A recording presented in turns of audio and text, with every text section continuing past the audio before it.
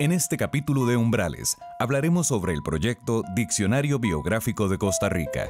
El Diccionario Biográfico es un documento que recoge los principales personajes de la historia de Costa Rica y cuenta su vida y legado. Es la primera vez que un documento de esta clase se presenta en el país.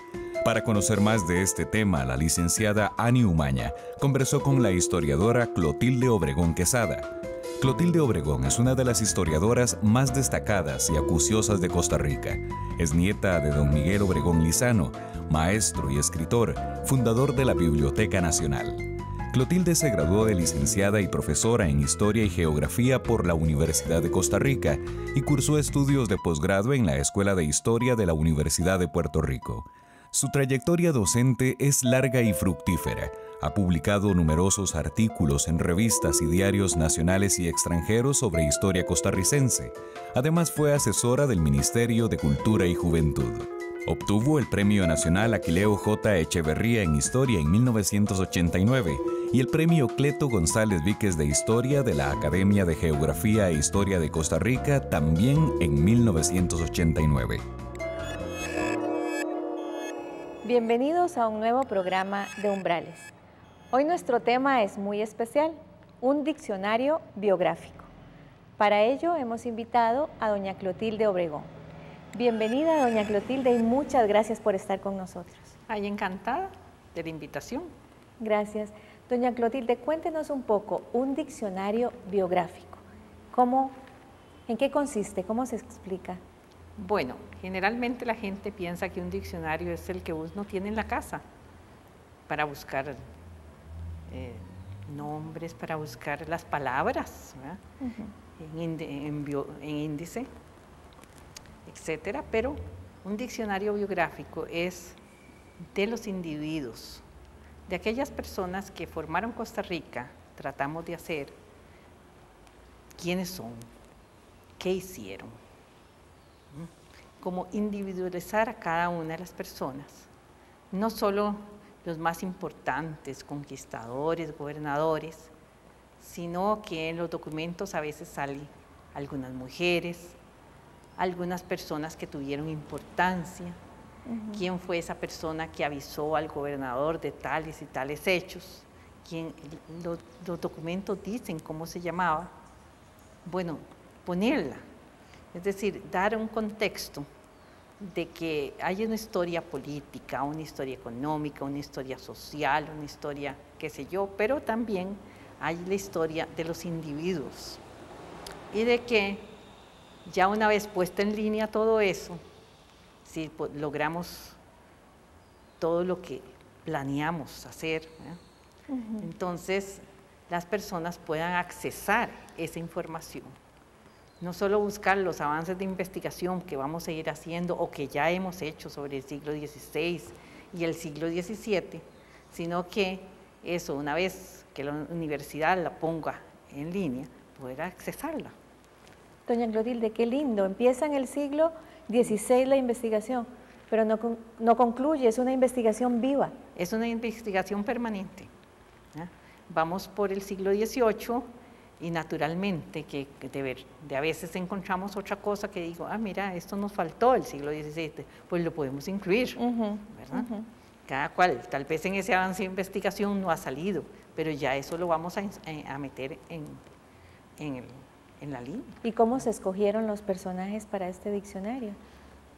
Bueno, mire, los personajes del siglo XVI y XVII son muy fáciles de escoger, ¿verdad? A pesar de que ahora hay nuevas investigaciones y hemos tenido mucho cuidado de buscar esas nuevas investigaciones, pero bueno, quiénes eran los caciques, quiénes fueron los conquistadores, quiénes llegaron, pero a veces se nos olvida meter algunas personas importantes, ¿verdad? Por ejemplo, tal vino con la esposa. ¿Quién era la esposa? Y esa mujer murió atravesando Talamanca. Bueno, ponerla, es decir, ir viendo que no solo la historia está hecha de la historia política de esa época, sino de los personajes que toman parte en ella. ¿Quién fue la esposa de este conquistador que él luchó, según las fuentes que tenemos en el Archivo Nacional, porque le dijeran doña fulana, porque era su esposa, a pesar de ser una india? Porque él terminó casándose con ella. Entonces, qué interesante, porque se ve claramente que se va a visualizar, pues algunas personas, no digamos todas, porque la información tenemos que buscarla, y hay información que no existe, que no se tomó en cuenta en ese momento, pero sí se lleva una sorpresa de que hay más información de la que suponíamos que iba a haber. ¿Su concepto de historia es diferente al que uno recibe en el colegio o en la escuela? Pues yo no sé si es diferente o no, pero yo trato de integrar muchas cosas cuando hay las clases de historia, de integrar que la persona tiene que buscar, no solo lo que se dice, bueno, esto es malo por esto, o qué sé yo, el conquistador vino y mató, sí, explotó, pero también trajo con él todos no solo los españoles, sino los europeos cuando vinieron a América, trajeron las ratas, la influenza, una serie de enfermedades que no estaban. Entonces, ¿cómo afectó eso a todas estas poblaciones? Eso todo es parte de la historia. Todo es parte de la historia. No solo se murieron por el maltrato, sino también por el choque de costumbres, de culturas, y también enfermedades. Hay que tomar en cuenta todo eso. Y destrucciones del ambiente hubo, no solo en épocas indígenas, en épocas españolas, en la actualidad todavía. Doña Clotilde, ¿y cómo hizo para definir la época? ¿Por qué a partir del siglo XVI? Porque es cuando nosotros tenemos ya documentos, una serie de documentos escritos, ¿verdad? Antes no lo teníamos. ¿Y ese proceso? Lo mismo pasa en toda América, ¿verdad? Es decir, cuando los españoles vinieron, mal que bien, escribieron. Y a veces, incluso cuando daba historia latinoamericana o historia de América precolombina, me hacía mucha gracia, ¿verdad? Que escribieron algunas personas, los cronistas, menos conocidos o menos creíbles, son ahora los más creíbles, porque se ha cambiado, se ha puesto a estudiar que todos los pueblos tienen como una historia prefabricada. Nosotros mismos. Yo tengo una investigación que son los mitos en la historia del país, es interesante. Entonces hablamos de que esta época es así, y la independencia fue así, la otra fue así, la otra, y a veces, qué sé yo, configuramos una historia que no es muy realista. Y todos los pueblos les pasa eso, no es que no suena, pero y curioso es que en la antigüedad también pasó eso. Pasó eso. Si usted ve en algunos lugares, qué sé yo, en China se quemaron libros porque el señor que llegaba creía que todo comenzaba con él. El conquistador, ¿ve? Y aquí también hubo esos problemas. Así que tenemos que empezar del siglo XVI, no es que el país empiece en el siglo XVI, no. Es decir, antes hubo una época indígena que se ha tratado de investigar, etcétera. Hubo una época en que llegó la agricultura, que se empezó la agricultura. Hubo una época también en que llegó todo el conocimiento de cómo trabajar los metales del sur, que fueron donde y llegaron, por eso la importancia de toda esa zona brunca donde se trabajó. Y el comercio comenzó mucho antes, ¿verdad? Si nosotros vemos que es interesante, la ruta olmeca para venir a Centroamérica, pues era la ruta que siguió después la carretera interamericana, prácticamente, ¿verdad? Y lo interesante es que los problemas de la geografía, es decir, un río no se puede pasar en todos los lugares, ¿no? Y los puentes están casi siempre en donde los tuvieron antes. Ahora sí, conforme avance la ingeniería, pues se pueden hacer otras cosas, lógicamente. Pero sin embargo, antes los caminos más o menos tenían ciertas rutas porque eran las rutas donde era más fácil pasar. Y las mismas poblaciones que van surgiendo en Costa Rica, ¿verdad? Hay una persona en el programa que va a empezar a hacer los mapas de esas poblaciones, para que veamos después, me imagino yo que después se van a poner con la tecnología moderna, ¿verdad? un mapa sobre otro, y se va a ver desde lo que hubo, los grupos indígenas, después cuáles eran las poblaciones formadas por los españoles, después tal es esto, hasta llegar al presente, ¿verdad?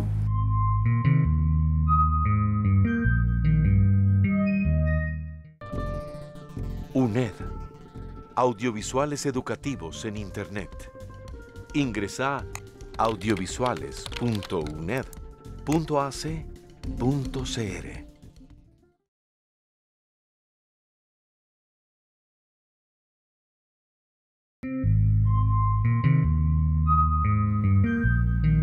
Doña Clotilde, cuando usted me habla de mapas y de imposición de mapas, me imagino algo como el proceso que se hace en la editorial de colores. Entonces, una primera lámina con un amarillo, una segunda lámina con un rojo, una tercera lámina con un azul y una cuarta lámina con un negro que define entonces toda la croma de colores. Bueno, sí, es más o menos, porque los mapas no es porque seamos nosotros expertas en mapas, ¿verdad? Patricia estudió historia y yo también, yo soy historiadora, pero lo importante es situar a las personas, es que vamos a situar a los costarricenses, ¿verdad? Entonces, si vamos a situarlos en Cartago, bueno, cómo era el Cartago de esas épocas, etcétera, y que la persona pueda accesar esa información también. Alguna está, otra no está. Pero lo importante más que los colores es que se ponga una sobre otra, ¿verdad? Claro. Entonces, las poblaciones en esta era la zona india, ¿verdad? Las poblaciones llegaron los españoles y se pusieron aquí, las pocas poblaciones que había. En el siglo XVII ya esas poblaciones van a ser más. En el siglo XVIII, que es lo que estamos ya investigando, ya es una época mucho más compleja, ya hay más investigaciones, etcétera. Inclusive ¿verdad? podemos ver dentro de ese mapa, digamos, el daño que pudieron haber hecho. Bueno, no, ya eso es otra cosa, ya el daño ecológico, el daño ya eso le corresponde a los expertos en eso, no. Nosotros vamos a ver simplemente las poblaciones, cómo se fue formando, se fue poblando Costa Rica, ¿verdad? Entonces poner personajes, por eso el personaje, conforme avancemos en el tiempo, en el siglo XVIII, pues tenemos que sacar que tales personajes en tales poblaciones, tales en tales otros, es decir, no solo darle importancia a Cartago aquí, después ya se formaron las otras poblaciones. San José es muy importante y sus relaciones comerciales con todo lo que era de nosotros, toda la zona del Guanacaste, que era parte, y sus relaciones con el partido de Nicoya, porque hay que recordar que Guanacaste se formó de las dos cosas, entonces todo lo que nosotros, toda esa zona del Tempisque y el río Salto para acá, Bagaces, por ejemplo, que fue una población tan importante, quienes fueron los tenientes de gobernadores de esa zona, claro. y ir viendo cómo se va poblando el país y hablando de algunos de esos individuos. No podemos hablar de tantísimas personas, pero sí de quiénes fueron esos tenientes, quiénes fueron las dueñas en esa zona. Hubo mucha mujer dueña de haciendas. Por lo menos nombrarla, esta señora fue dueña de tal y tal hacienda, o sea, se va a tener una idea de quiénes fueron todas estas personas, pero no solo hombres, mujeres, personas, qué sé yo, después van a ver personas, por qué tal pueblo fue dedicado a ayudar a Carrillo a la construcción del camino al Atlántico, ¿verdad? Entonces, algunos datos que se tengan sobre esos grupos que estuvieron trabajando ahí, ¿verdad? Son parte de todos esos individuos que van formando una gran sociedad. Claro, ¿y cómo está estructurado el diccionario? Porque usted me habla de personajes, me habla de mapas.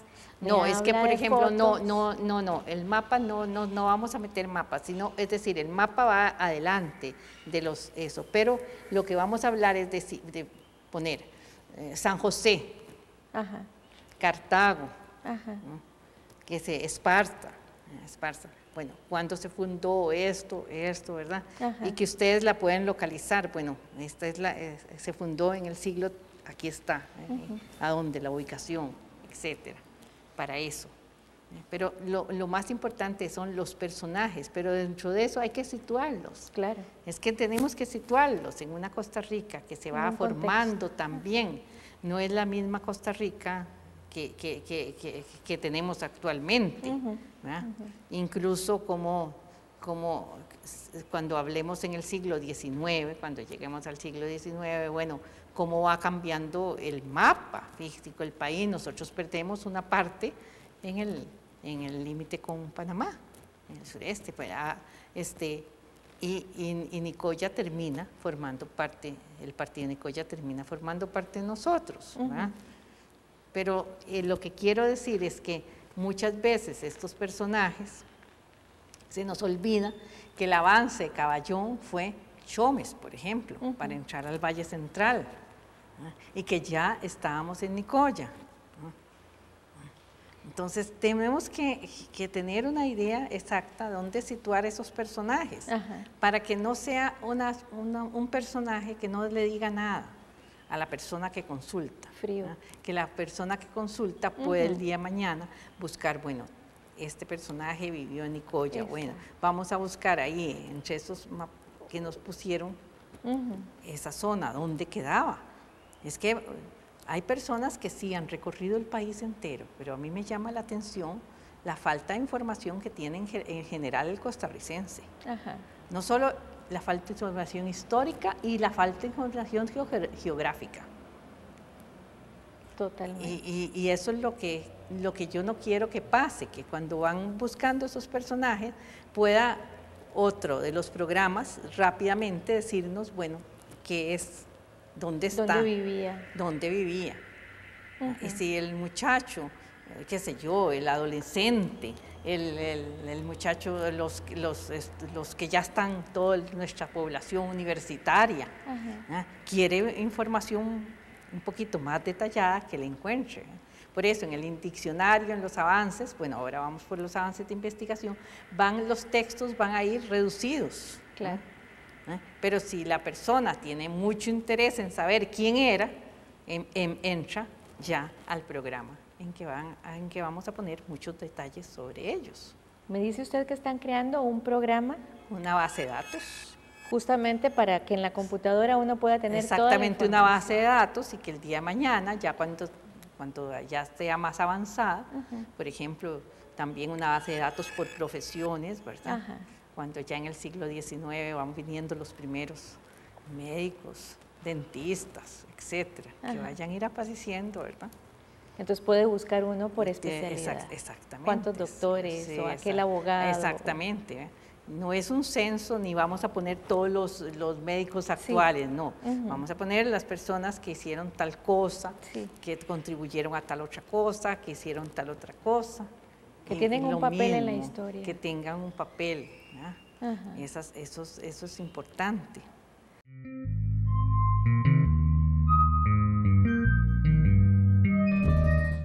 UNED.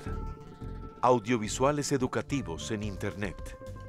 Ingresa audiovisuales.uned.ac.cr.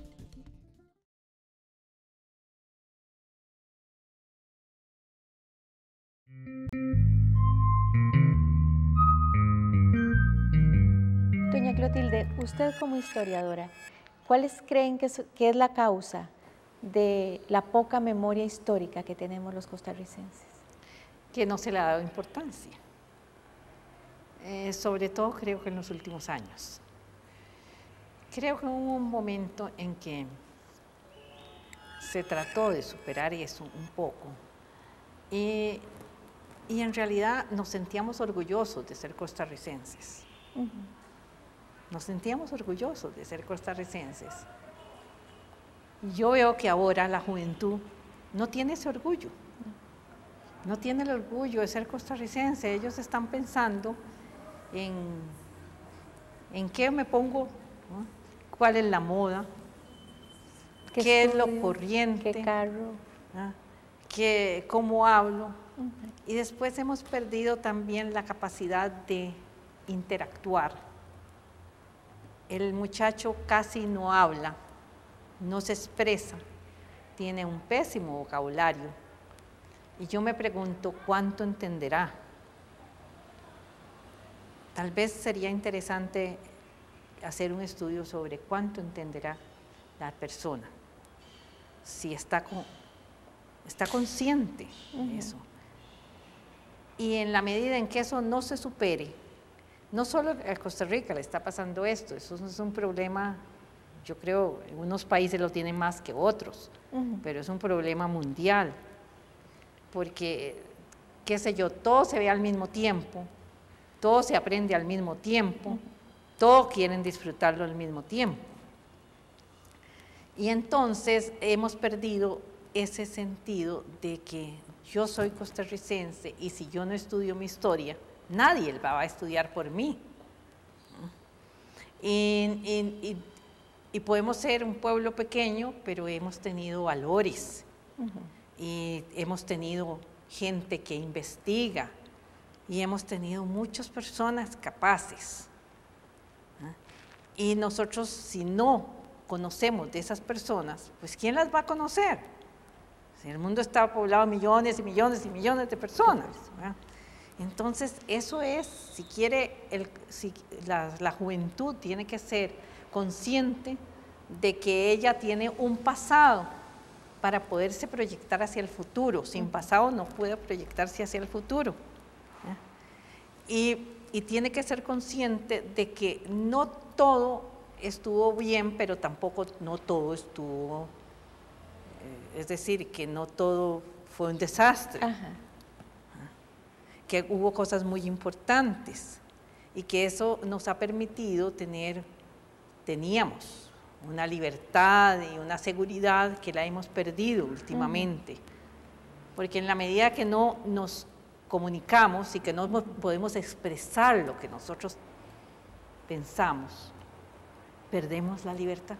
Dentro de este contexto, perdemos la su libertad. Diccionario es una obra de arte. Entonces, dentro de este contexto, que nosotros podamos ubicar las personas, ¿verdad?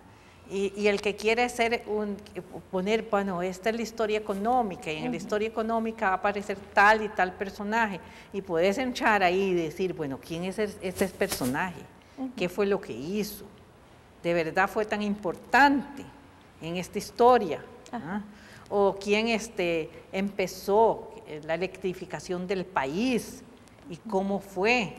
Porque Costa Rica tiene un índice importante, telefónico, la revolución del agua potable para las personas. Fue de verdad algo tan importante, tan significativo, ¿verdad?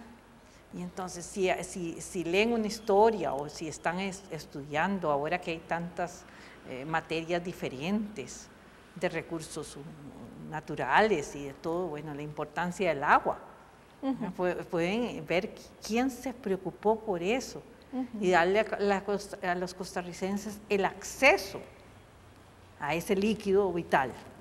¿Ves? Entonces, dentro de eso, que se pueda identificar a algunas personas. El que quiere estudiar, que tenga información. Entonces, este diccionario biográfico va encaminado más que todo a darle esa clase de información.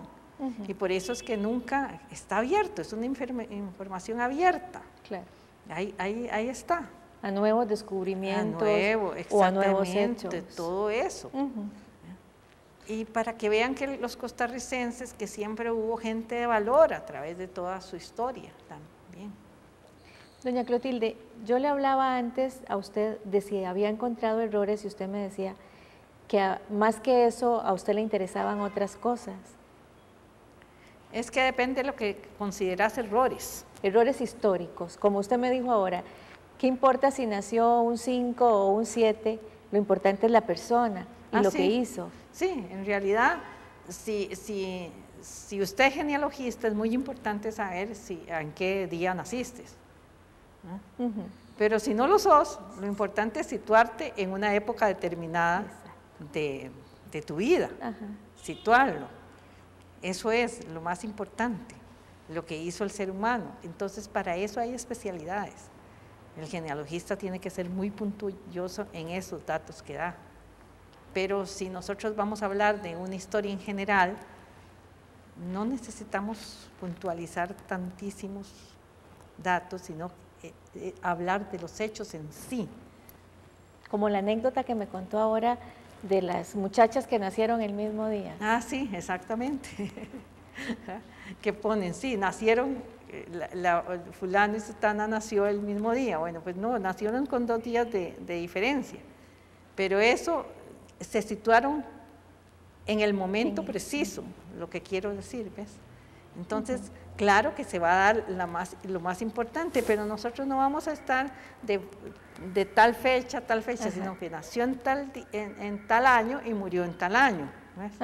Para que el muchacho lo pueda situar, o la persona que investiga, o el investigador, el historiador, el sociólogo, el músico, etcétera, pueda después decir, mira, qué interesante, este hizo tal y tal cosa, y leyó, escribió tales libros. Hoy que estamos aquí en bueno, ¿quiénes van a ser los copistas ahora en el siglo XXI, verdad? Los pintores. Los pintores, copistas, qué interesante, ¿verdad? Ya tienen otro nombre. Son un grupito, ¿no? Sí. Es decir, que el día de mañana se puede ir incluyendo. Bueno, quién sabe quién va a meter toda esa clase de información, pero vamos poco a poco recaudando todo eso, recabando todo eso, buscando las fotografías, buscando todo lo que podemos meter en todas esas bases de datos para que sean del acceso de la mayoría, porque ya una vez que están en línea es para todos. Gracias. Y a ustedes muchas gracias por acompañarnos y los esperamos en nuestro próximo programa de Umbrales.